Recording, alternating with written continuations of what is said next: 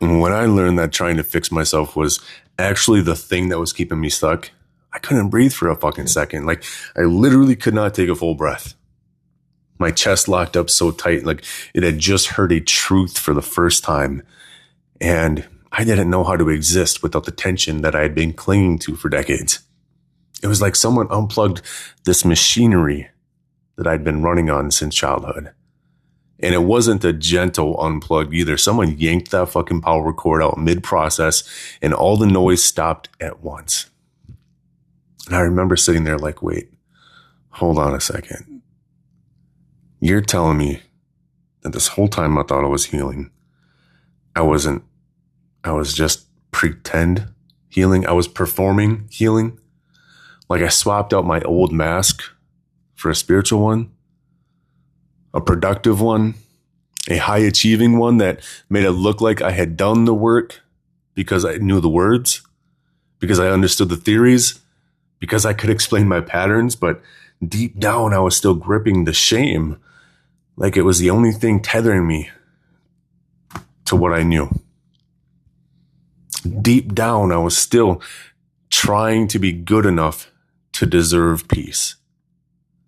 I really believed that if I could just get it right, like whatever right even meant, then the parts of me that were hurting, the parts of me that needed too much, the parts that got overwhelmed or shut down or easily triggered, that those fucking parts would finally go away. Nobody told me that I didn't need to become a better version of myself. I just needed to meet the parts of me that I had been avoiding like they were a fucking plague. Like they would ruin everything if I let them speak up. You guys, when that landed, like really landed in my body, I could feel it in my core. And it was like a gut punch. I could feel it in the back of my throat. I wasn't just believing I was broken. I was being the belief that I was broken. I was living it. I was breathing it. I was acting it out in every decision that I made, whether it was conscious or unconscious. The way I said yes when I meant no. The way I held my breath when someone asked how I was doing. The way I smiled in meetings while my chest screamed to get out. The way I held tension in my jaw like my life depended on keeping the truth inside. Every micro movement of my nervous system was shaped by that one story. There's something wrong with me. And here's the part that really wrecked me. It was never true. Not for a second. Not when I was 5, not when I was 15, not even when I was 35 and pretending I was fine while breaking down in private. I lived like it was. I built identities around it. My relationships, my careers, they were all built on this entire persona that was out of this belief that I wasn't good enough. And then I gave that belief a steering wheel and I called it ambition. I wore it like armor and I called it discipline. And the world applauded me for it. Because that belief is clever. It doesn't show up in obvious ways. It shows up as a hustle, as overachieving, as being the dependable one, as having your life together. And it wears a power suit and it speaks in TED Talks and nobody questions it because it looks like strength, but it's not. It's still fear. Fear in a disguise. It's the kind of fear that doesn't scream or panic. It just keeps moving and it keeps doing. It never lets you stop because when you believe that you are the problem, then rest is dangerous. Softness is risky. Joy feels irresponsible. Stillness feels like failure. And this is the lie that runs so deep, most people never even think to question it. They just keep optimizing themselves, upgrading their routines, perfecting their boundaries, and wondering why they still feel hollow underneath all of it. That's why the answer was never self-improvement to begin with. It was self-return. It was the moment I realized the version of me that I had been chasing already existed. That I didn't believe he had the right to be here unless I earned it. And healing wasn't about becoming that version of myself. It was about uncovering him. And not with effort, not with presence, just with permission, with patience. You guys, that changes everything. Not when you finally cross some invisible finish line. Not when your past stops hurting. Not when your triggers disappear. But when you stop running. When you finally turn around in that dark hallway of your mind and look that scared, over-functioning, burned out version of you in the eye and say, I got you. You don't have to do this alone anymore. We're in this together now. And mean it. I mean, really mean it. Not in some performative, self-soothing way, but from here and here. From deep in your bones, because that's what heals.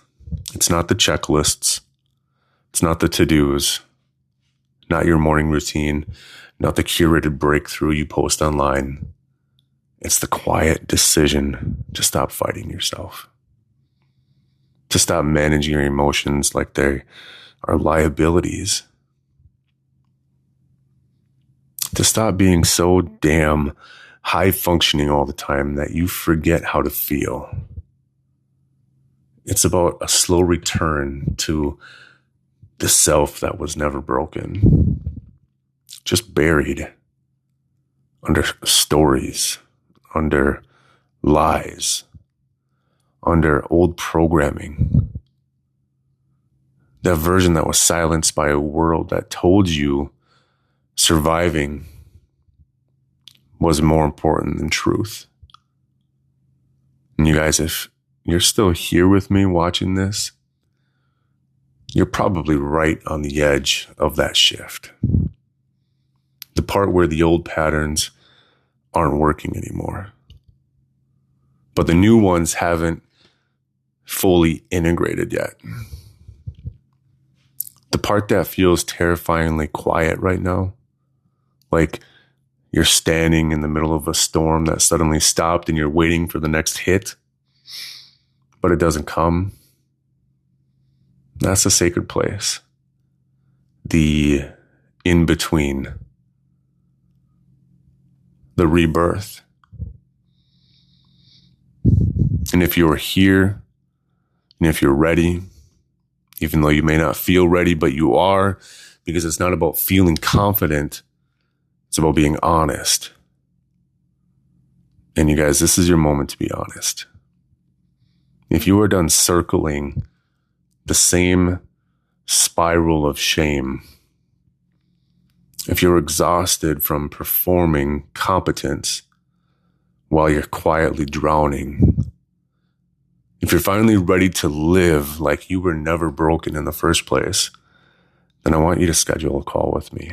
There's a link in the description down below, and it's not just a call. It's where the real conversation starts.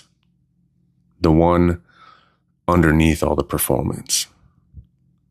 The one that you've been waiting your whole life to have. You see, I've sat with people who looked like the image of success on the outside, and they couldn't remember the last time they felt their own heartbeat. I've witnessed what happens when they speak the truth out loud for the first fucking time in their life. Not the rehearsed truth, but the buried one. And it's like watching a soul come back online. Like seeing color return to their face. Breath return to their chest. power return to their voice. Not because they learned something new, but because they stopped abandoning themselves. And I need you to know that that version of you, it still exists. He or she is not lost. They're not gone. They're sitting there waiting in the dark corner of your mind, just waiting. Waiting for you to stop auditioning and to finally start remembering. Not next year. Not when it's convenient. Now is the moment, you guys. Not because you're broken, because you're ready to live like you were never broken. And I want you to watch the next video that pops up right here. Stay with this feeling. Don't close the door on it. And if your body is saying yes right now, even a whisper of a yes, then book that call.